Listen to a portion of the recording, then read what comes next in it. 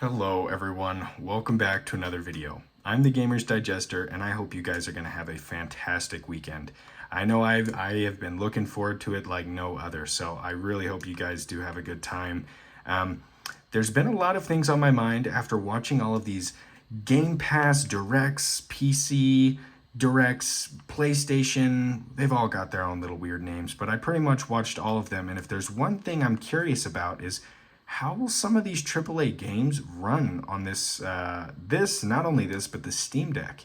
There really is so many taxing games coming out, especially Starfield. I know I'm not the only one who's wondered, will that even be playable on something like this? It's been confirmed from Bethesda that it's only going to be 30 FPS on the Xbox Series X. Guys, when that came out, that was supposed to be the end all. I mean, I know I'm looking at it through like rose-tinted lenses, but because I slept out overnight at a GameStop for it and missed Thanksgiving. So I definitely thought that that was such a marvel of engineering, and now we're 2 years into its lifespan, and there are games coming out that are running at 30 FPS. And now I'm getting into handheld gaming. Is it even possible that we'll be able to get decent frame rates out of these games? Is this something that's okay? Are we just going to let developers do? I mean, I'm not trying to incite violence or anything. It's just like I don't really know what to expect from here. And I mean, it's all speculation for right now, but there's a lot of upcoming games I'm going to list that I'm very excited for. I have no idea how they're going to run on these handheld devices. First off, I'd like to say thank you to everybody who's stuck around so far. We just hit the 3 weeks mark of starting the channel and getting videos uploaded, and we just hit 1,000 subscribers today. I cannot thank you guys enough. I know this has been a kind of interesting journey, me getting here, trying to figure everything out, going from holding the phone, now I've got phone stands. Things are getting better. We're on the up and up. But with that, if you guys enjoyed today's video, I'd really appreciate feedback. I'd appreciate if you stuck around, subscribed, if you enjoyed, like the video. But with all that out of the way, let's just get into the video. Now, first things first, anything that's on Game Pass is already moving up a couple tiers on my list of things I'm excited for, because not only is that something that I can try out on the Ally free of charge, of course it's a subscription, but free in the fact that if it doesn't work on here, I don't lose anything. On Steam, their return policy is a little bit shoddy. I mean, 2 hours, but for the most part, they're pretty good about it. I've returned quite a few games from Steam after playing them for an hour and a half, 2 hours, but I just don't want to take the risk, you know?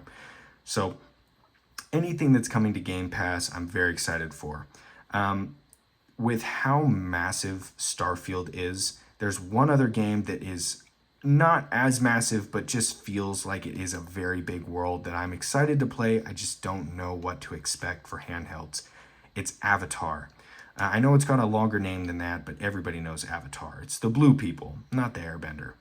That game looks incredible, and I seriously mean that. It's brought to us by the people who made Far Cry, and if they know how to make good Far Cry games, I'm sure that this will be something that we're all going to want to take a look at.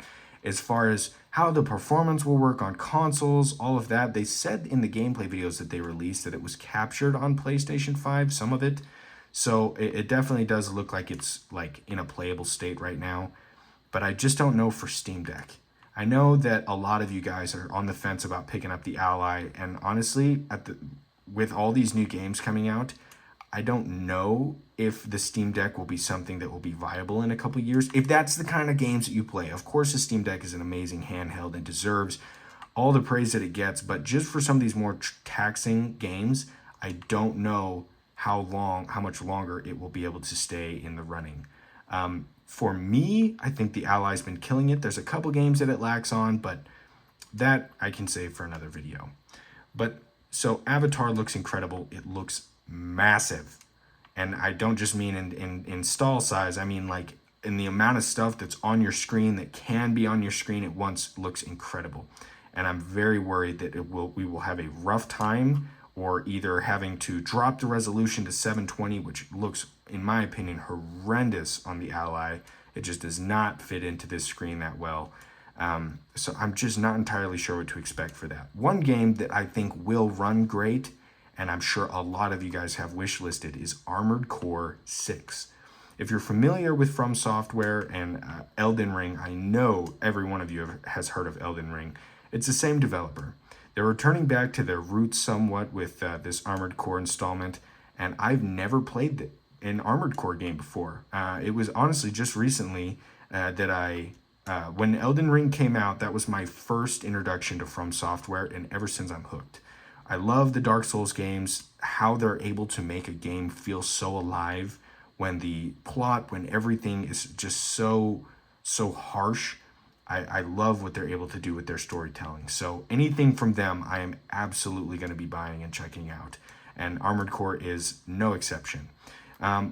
Elden Ring, with how big of a game it was, we still were able to get around 45, 50 FPS on here, and that is a big game. If you've played the game, you know exactly what I'm talking about. So Armored Core being less of an open world game and more of a kind of level style, but they give you more options to kind of choose how you approach each mission. I think that it wouldn't be too far out of the question to expect 60 FPS at lower settings. And I'm when I'm talking about these games, I'm always talking about native 1080. I absolutely hate downscaling to or just dropping the resolution. That is the last thing I want to do. That is not why I bought the Ally, was to sacrifice like that. I absolutely will be using AMD FSR or whatever I can get my hands on, but I'm not going to be dropping the resolution. So I hope that at 1080p we can hit 60 FPS on that game, because there's a lot of things in Souls-like games. Your perfect parrying, your dodging, there's all sorts of things you're going to need each frame for. So sacrificing might be a little bit hard. I'm okay with locking it at 30 as long as it's a consistent experience and I'm able to get that good fidelity. But as for right now, we just don't know. And I'm very excited to test that game out as soon as it comes out. I know that, like I said, all of these games are AAA games, but they're really what's been on my radar the most. Next up is Stalker 2. That game got delayed a little bit. I know it might be a kind of, should we support this game, whatnot. I think the game looks great. Regardless of politics, I'm going to be picking it up on Game Pass, of course. But I'm very excited for that game. It looks incredible. The cinematic universe, I guess it's books, it's all sorts of things. The world that game is in, I'm very intrigued and I can't wait to dive in. And I know a lot of you guys feel the same way. I think a game like that should run fairly well. I mean, if you are able to cap it at 60, I doubt that you'll be getting anything more than 60 FPS in that game. It looks very taxing.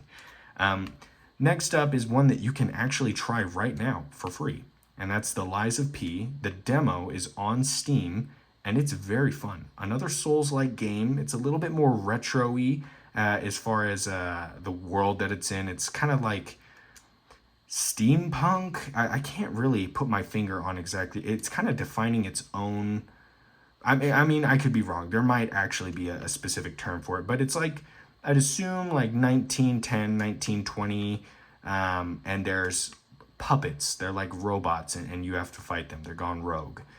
It looks very cool. The bosses look intriguing. The story looks great. I'm very excited to check out that game when it fully releases. The demo is about an hour and a half of gameplay, which honestly, demos recently have been fairly lackluster. I know the Final Fantasy demo that just came out was like 80% cutscenes, which is whatever. I don't know if I'll be picking up that game, but I think for the last one on my list, I want to talk about this game because I'm super excited for it, but there's just almost nothing out about it. If you've heard of this game or excited for it, you know what I'm talking about. It's called Pragmata. It's a game by Capcom that was scheduled to release in 2022. There were some delays that happened, and then recently at the Capcom Direct that they had, there was more delays. Big surprise. But I mean, for what the game looks like it looks like it was made for me. I'm not even joking, guys. Oh my gosh, the aesthetics, everything about the trailers that we've seen so far, what little we've seen, it just is screaming at me. I cannot wait to get my hands on that. I really, it could be an RTS, it could be anything. I do not care. That art style, I love Capcom. All the Resident Evil games look, feel, they pay such attention to the small things. That's what matters most to me. That's what I don't like about Bethesda. Every Bethesda game I have played has felt so unpolished, and that might sound like their gunplay feels so bad. I don't even know how to describe it. I believe this is Bethesda, and this is the only exception, and that was Wolfenstein New Colossus. That's it. That if that is Bethesda, if I'm not remembering wrong, that is the only pass that they'll get, because every other game has felt like actual bad. It feels bad, like not good.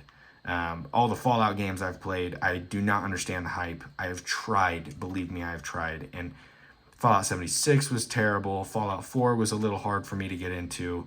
So that's why I'm really excited for Starfield, but it gives me so much more respect for Capcom when they can make a game like Resident Evil 2. The animations, everything is so fluid. Like, it's not even funny. If you haven't tried those games out, you can find a key for them. They're like $5 and you can play. It is the smoothest animations I've ever seen in my life. Like walking up the stairs, the gravity of the guns of the people is unreal. And if they're able to capture that in a game like this, I'm so excited. Now, I really can't talk much about what the game will be because we don't know. I just know what the game's going to look like. They've showed tiny little snippets of gameplay, and oh man, I am excited.